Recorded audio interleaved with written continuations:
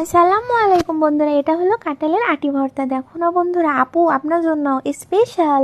এটা যদি একটু ঝাল কম থেকে পাশে একটু শুকনো মরিচ দিয়ে দিয়েছে, আপনি একটু ডলে ডলে খেয়ে নিন। আর এটা হলো আপনার পছন্দের শুটকি ভর্তা। এটা হলো শুকনো মরিচ দিয়ে, আর পাশেটা হলো কাঁচা মরিচ দিয়ে চেপা শুটকি ভর্তা, আর তার পাশেটা হলো লোট্টা শুটকি ভোনা। কী যে মজা! সব কয়টা আইটেম মাশাল্লাহ মাশাল্লাহ। আর কাঁঠালের আটি দিয়ে যে ভর্তাটা, আল্লাহ, এটা যে এত দারুণ খেতে হয়েছে, আমার তো ভাগেই পড়িনি।